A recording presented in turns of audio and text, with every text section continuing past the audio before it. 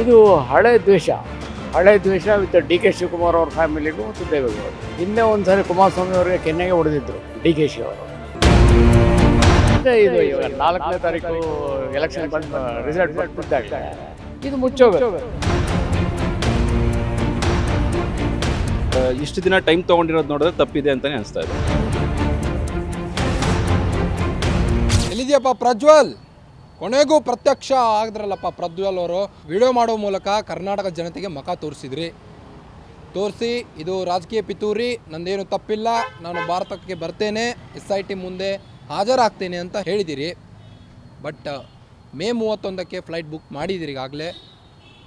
ಈ ಹಿಂದೆ ಕೂಡ ಫ್ಲೈಟ್ ಬುಕ್ ಮಾಡಿ ಕ್ಯಾನ್ಸಲ್ ಮಾಡಿದ್ರಿ.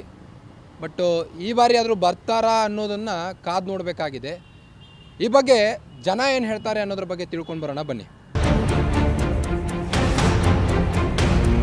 ಸರ್, ಮೊನ್ನೆ ಒಂದು ವಿಡಿಯೋ ಮಾಡಿ ಹಾಕಿದ್ರು, ನಾನೇನು ತಪ್ಪು ಮಾಡಿಲ್ಲ, ಇಲ್ಲದ್ರಲ್ಲಿ ರಾಜಕೀಯ ಕುತಂತ್ರ ಇದೆ, ನಾನು ಮರಳಿ ಭಾರತಕ್ಕೆ ಬಂದು SITಗೆ ಶರಣಾಗ್ತೇನೆ ಅಂತ.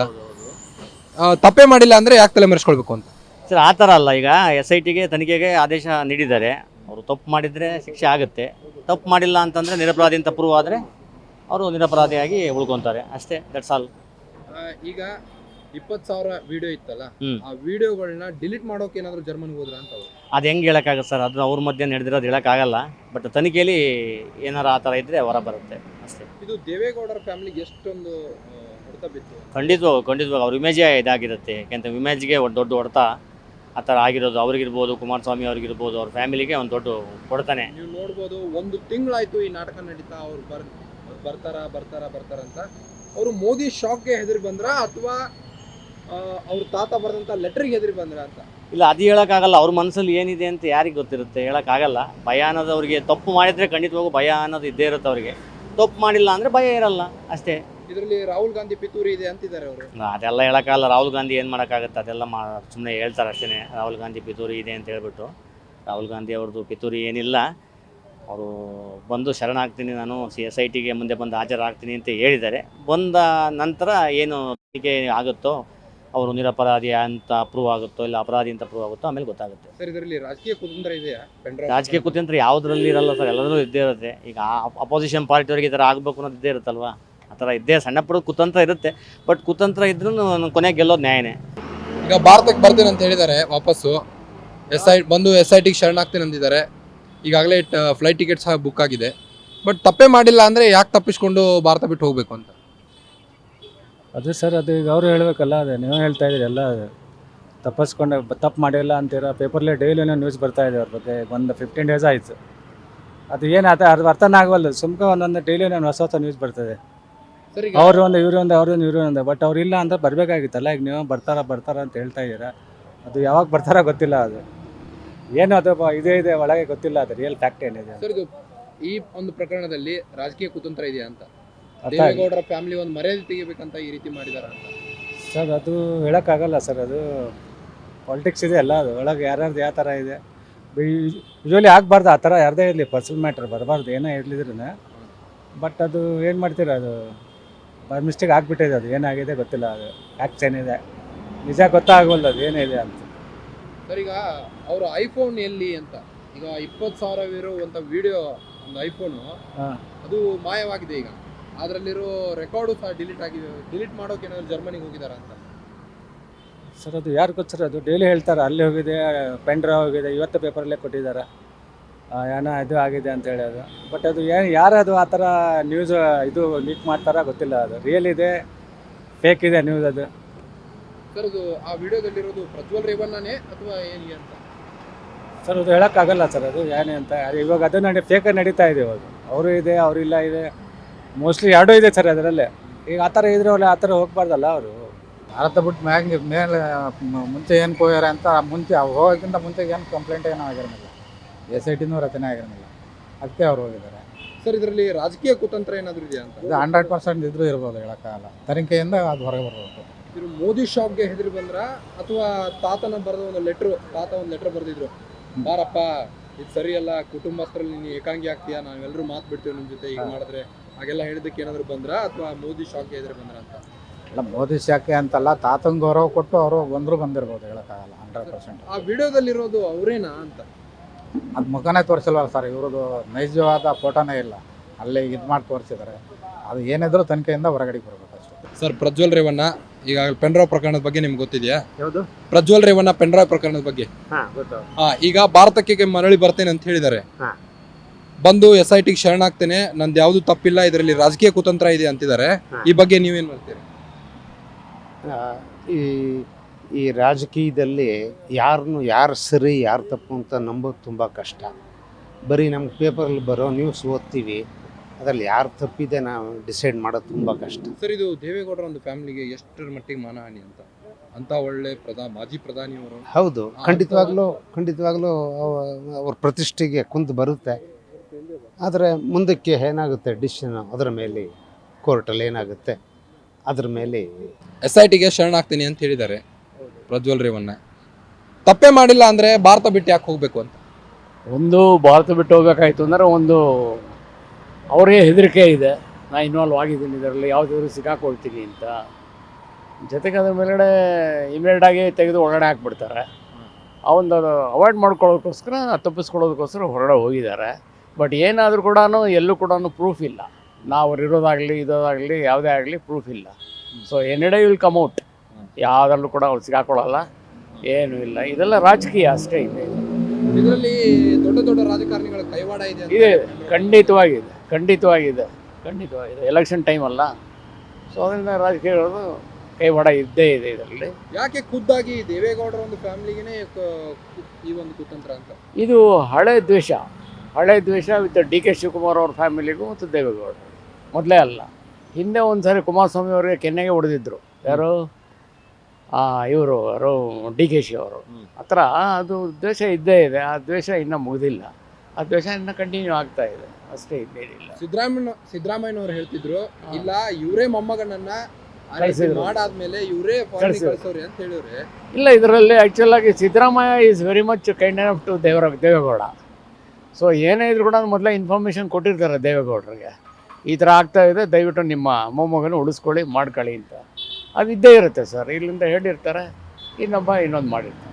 ಬಟ್ ಅವ್ರ ವಿಡಿಯೋದಲ್ಲಿ ರಾಹುಲ್ ಗಾಂಧಿ ಪಿತೂರಿ ಇದೆ ಇದರಲ್ಲಿ ಅಂತ. ಇಲ್ಲ ಸರ್, ರಾಹುಲ್ ಗಾಂಧಿ ಇಲ್ಲ, ಯಾವುದೂ ಇಲ್ಲ. ಬಟ್ ಅವ್ರು ಹೇಳ್ತಾ ಇರೋದು, ಪ್ರಜ್ವಲ್ ಹೇಳ್ತಾ ಇರೋದು ಏನಂತಂದರೆ, ಇದರಲ್ಲಿ ಸೆಂಟ್ರಲ್ ರಾಜಕೀಯ ಇದೆ. ಆ್ಯಕ್ಚುಲಿ ಮೋದಿಗೆ ಆಗಲಿ ರಾಹುಲ್ಗೆ ಆಗಲಿ ಅವ್ರಿಗೆಲ್ಲ ಕೂಡ ಕೆಟ್ಟಿಸಿ ತರೋದಕ್ಕೋಸ್ಕರ ಕಾಂಗ್ರೆಸ್ ಅವ್ರು ಮಾಡ್ತಾ ಇರೋ ತಂತ್ರ ಇದು ಅಂತ ಹೇಳಿದ್ದಾರೆ. ಇದಕ್ಕೂ ಸಂಬಂಧ ಇಲ್ಲ ಅಂತ ನನಗನ್ಸುತ್ತೆ.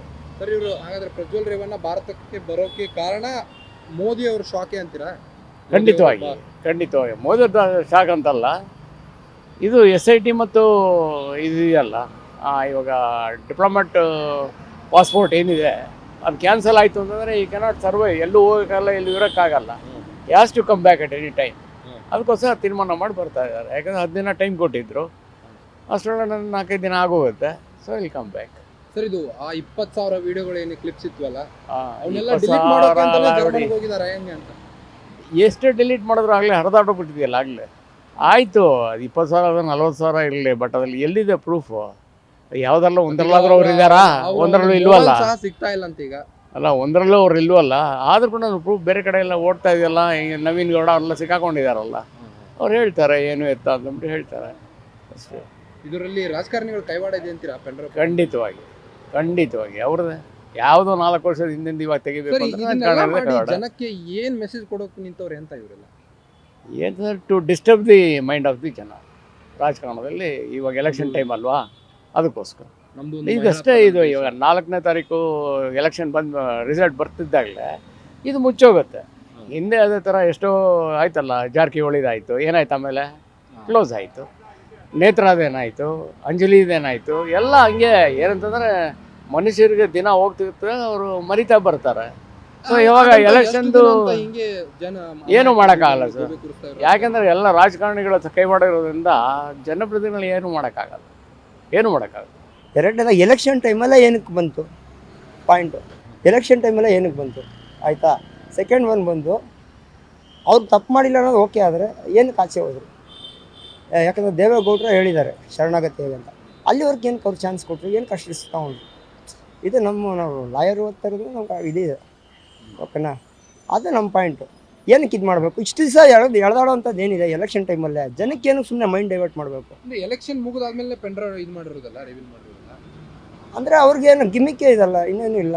ಎಲೆಕ್ಷನ್ ಟೈಮಲ್ಲಿ ಮಾಡಿದ್ರೆ ಗಿಮಿಕ್ಕೆ ಅಲ್ಲ.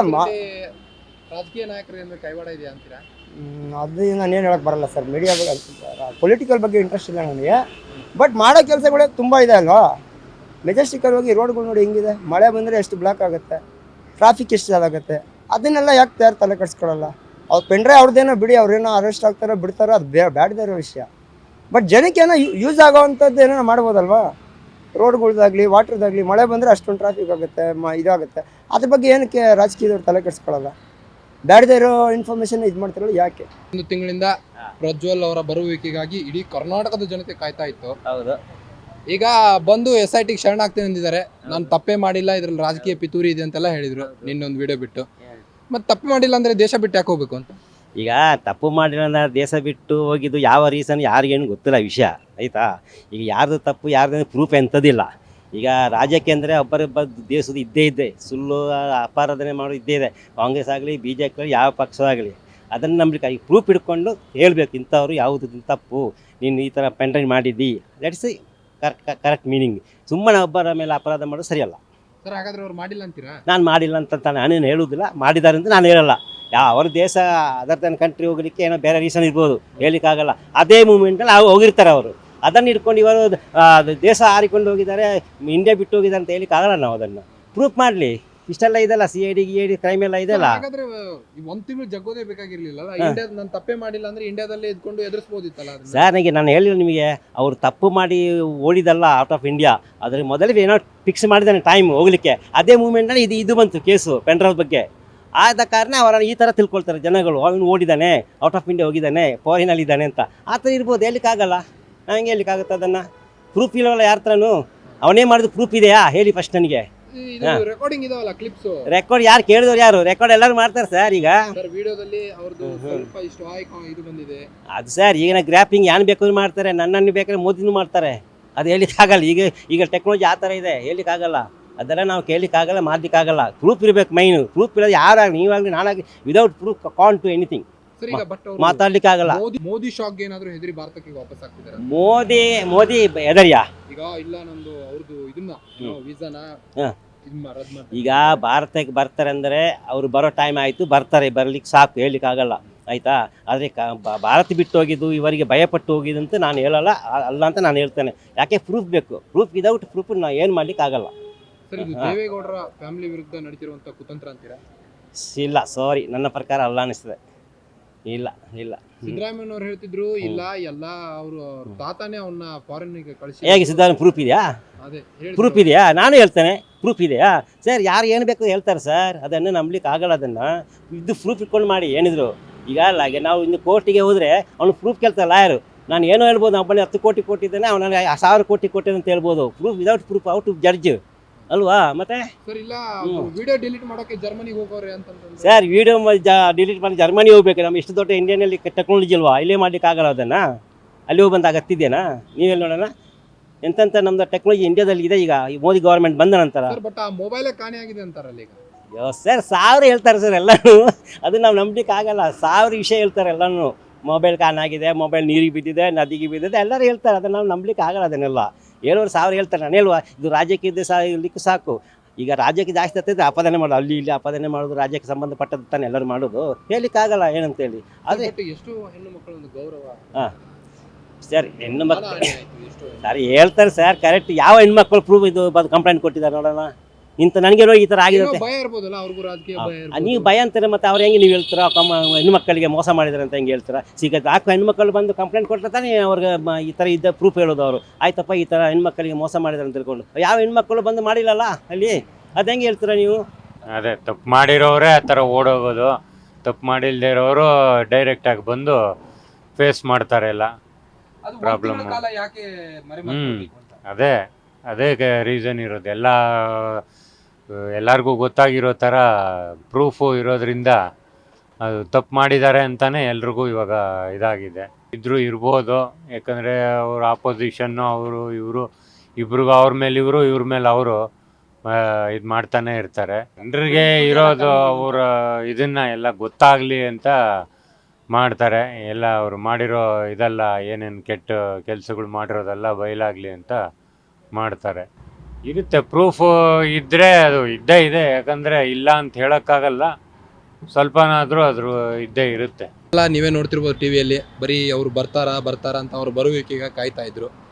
ಬಟ್ ಈಗ ಬರ್ತೀನಿ ಅಂತ ವಿಡಿಯೋ ಹಾಕೊಂಡಿದ್ದಾರೆ. ಬಟ್ ನಾನು ತಪ್ಪು ಮಾಡಿಲ್ಲ, SITಗೆ ಶರಣಾಗ್ತೀನಿ ಅಂದಿದ್ದಾರೆ. ಮತ್ತು ತಪ್ಪು ಮಾಡಿಲ್ಲ ಅಂದರೆ ಯಾಕೆ ಭಾರತ ಬಿಟ್ಟು ಹೋಗ್ಬೇಕು ಅಂತ ಸರ್ 20-25 ಡೇಸಿಂದ ಅವರು ಕಾಣಿಸ್ತಾ ಇಲ್ಲ. ಇದರಲ್ಲೇ ಗೊತ್ತಾಗ್ತದೆ ತಪ್ಪು ಮಾಡಿಲ್ಲ ಅಂದರೆ ಡೇ ಒನ್ನಿಂದನೇ ಅವ್ರು ಮುಂದೆ ಬಂದು ಎಕ್ಸೆಪ್ಟ್ ಮಾಡಿ ಮುಂದೆ ಹೇಳ್ತಿದ್ರು. ಇವಾಗ ಶುಕ್ರವಾರ ಏನೋ ಮಾರ್ನಿಂಗ್ ಬರ್ತೀನಿ ಅಂತ ಹೇಳಿದ್ದಾರೆ. ಅದು 100% ಕನ್ಫರ್ಮೇಷನ್ ಇಲ್ಲ. ಆ್ಯಂಡ್ ತಪ್ಪು ಮಾಡಿಲ್ಲ ಅನ್ನೋದಾದರೆ ಇಷ್ಟು ದಿನ ಏನಕ್ಕೆ ಬೇಕಾಗಿತ್ತು ಅವರು ಪ್ರೂವ್ ಮಾಡ್ಕೊಳ್ಳಿಕ್ಕೆ? ಕಾನೂನು ಎಲ್ರಿಗೂ ಒಂದೇ ಇದೆ. ಡೇ ಒನ್ನಿಂದ ನ್ಯಾಯಾಂಗದ ಮೇಲೆ ನಂಬಿಕೆ ಇದೆ ಅಂತ ಹೇಳ್ತಿದ್ದಾರೆ. ಫಸ್ಟ್ ಏನೇ ನ್ಯಾಯಾಂಗದ ಮೇಲೆ ನಂಬಿಕೆ ಇರಲಿಲ್ವಾ? ಸರ್, ಇದು ಪೆಂಡ್ರೈವ್ ಪ್ರಕರಣದಲ್ಲಿ ರಾಜಕಾರಣಿಗಳ ಕೈವಾಡ ಇದೆ ಅಂತೀರಾ? ಇರ್ಲೂಬೋದು ಸರ್. ಯಾಕೆಂದರೆ ಈಗ ಬಿಕಾಸ್ ಆಫ್ ಎಲೆಕ್ಷನ್ಸ್ ಇರ್ಲೂಬೋದು. ಅದು ನಿಜಾನೋ ಸುಳ್ಳೋ ಅನ್ನೋದು SITಯಲ್ಲಿ ಏನೋ ಇನ್ವೆಸ್ಟಿಗೇಷನ್ ಆದಮೇಲೆ ಗೊತ್ತಾಗೋದು. ಬಟ್ ಎಲ್ಲೋ ಒಂದು ಕಡೆ ಇವರು ಇಷ್ಟು ದಿನ ಟೈಮ್ ತೊಗೊಂಡಿರೋದು ನೋಡಿದ್ರೆ ತಪ್ಪಿದೆ ಅಂತಲೇ ಅನಿಸ್ತಾ ಇದೆ. ಸರ್, ಇದು ಈ ರಾಜಕಾರಣಿಗಳು ಏನು ಮೆಸೇಜ್ ಕೊಡೋಕ್ಕೂ ನಿಂತವ್ರೆ ಅಂತ ಜನಕ್ಕೆ? CD ಅಂತೆ, ಪೆಂಡ್ರೈವ್ ಅಂತೆ, ಎಲ್ಲರೂ ಒಂದೇ ಸರ್. ಈಗ ಅವರ ಒಂದು ಈಗ BJP ಆಗ್ಬೋದು, ಕಾಂಗ್ರೆಸ್ ಆಗ್ಬೋದು, ಅವ್ರ ಲೀಡಿಂಗಲ್ಲಿ ಬಂದು ಅವ್ರ ಮುಂದೆ ಒಬ್ಬರನ್ನ ತುಳಿದ್ರೇ ಅವ್ರ ಮುಂದೆ ಬರೋಕ್ಕಾಗೋದು. ಸೊ ಹಾಗಾಗಿ ಇವರು ಬಲಿಪಶು ಆದರು ಅಂತ ಎಲ್ರದ್ದು ಇರುತ್ತೆ. Some of the plus and weaknesses ಇರುತ್ತೆ. ಇದು elections and moreover results ಕೂಡ ಹತ್ರ ಇರೋದ್ರಿಂದ ಎಲೆಕ್ಷನ್ ವಿಚಾರವಾಗಿ ಮಾಡಿದ್ದಾರೆ. ಇಷ್ಟು ವರ್ಷದಿಂದ ಇಲ್ದಿರೋದನ್ನ ಹೇಳ್ತಿದ್ದಾರೆ. 3-4 ವರ್ಷದಿಂದನೇ ಇತ್ತು ಇದೆಲ್ಲ ವಿಡಿಯೋ ಅಂತ. ಇದು ಈ ಟೈಮಲ್ಲೇ ಯಾಕೆ ಅದನ್ನು ಎಕ್ಸ್ಪ್ಲೋರ್ ಮಾಡಿದ್ರು? ರಾಜಕೀಯ ಕೈವಾಡ ಕೂಡ ಇದೆ. ಇವ್ರು ದೇವೇಗೌಡರ ಫ್ಯಾಮಿಲಿ ವಿರುದ್ಧ ನಡೀತಿರೋ ಡೆಫಿನೆಟ್ಲಿ ಇರ್ಬೋದು ಸರ್. ಎಸ್ ಅದು ಇರುತ್ತೆ. ದೇವೇಗೌಡರ ಫ್ಯಾಮಿಲಿ ವಿರುದ್ಧ ಇದೆ. ಎಲ್ಲರೂ ರಾಜಕೀಯ ಅಂತ ಹೇಳಕ್ಕೆ ಇಷ್ಟಪಡ್ತೀನಿ ಅಷ್ಟೇ ಓವರಾಲ್. ಬಟ್ ಅವರು ಹೇಳಿಕೆ ಕೊಟ್ಟಿದ್ದಾರಲ್ಲ, ತಪ್ಪು ಯಾರೇ ಮಾಡಿದ್ರು ಶಿಕ್ಷೆ ಆಗಬೇಕು. ನನ್ನ ಮೊಮ್ಮಗ ಆದರು ಅಂತ ಇವನು ಕುಮಾರಸ್ವಾಮಿ ಅವರು ಅದೇ ಹೇಳಿದ್ದಾರೆ. ಅವ್ರ ಮಗ ನಿಖಿಲ್ ಕುಮಾರಸ್ವಾಮಿ ಅದೇ ಹೇಳಿದ್ದಾರೆ. ದೇವೇಗೌಡರು ಖುದ್ದಾಗಿ ಸ್ಟೇಟ್ಮೆಂಟ್ ಕೊಟ್ಟಿದ್ದಾರೆ ನಿಮ್ಮ ಮೀಡಿಯಾದವರಿಗೇನೆ. ತಪ್ಪು ಯಾರೇ ಆದ್ರೂ ಶಿಕ್ಷೆ ಆಗಲಿ ಕಾನೂನು ಮುಖಾಂತರ ಅಂತ ಹೇಳಿದ್ದಾರೆ. ಐ ಥಿಂಕ್ ಆ ಸ್ಟೇಟ್ಮೆಂಟೇ ಸಾಕು ಅನ್ಸುತ್ತೆ. ಏನು ತಪ್ಪೇ ಮಾಡಿಲ್ಲ ಅಂದರೆ SITಗೆ ಶರಣಾಗ್ಬೋದಿತ್ತಲ್ಲ, ಯಾಕೆ ಬೇರೆ ದೇಶಕ್ಕೆ ಹೋಗಿ ತಲೆಮರೆಸ್ಕೊಂಡು ಕೂರೋದು? ಬನ್ನಿ, ಅದೇನಿದ್ರು ಎದುರಿಸಿ. ನೀವು ದೇವೇಗೌಡರ ಒಂದು ಹೆಸರಿಗೆ ಕಳಂಕ ತರ್ತಾ ಇದ್ದೀರಿ. ದಯವಿಟ್ಟು ಬಂದು ಅದೇನಿದ್ದನ್ನು ಎದುರಿಸಿ ಅಂತ ಜನ ಹೇಳ್ತಾ ಇದ್ದಾರೆ. ಕ್ಯಾಮರಾಮನ್ ಗಿರಿಬಾಬು ಜೊತೆ ನಾನು ನಿಮ್ಮ Karthik, guarantee news, Bengaluru. Guarantee news, ಸುದ್ದಿ ಖಚಿತ, ನ್ಯಾಯ ನಿಶ್ಚಿತ.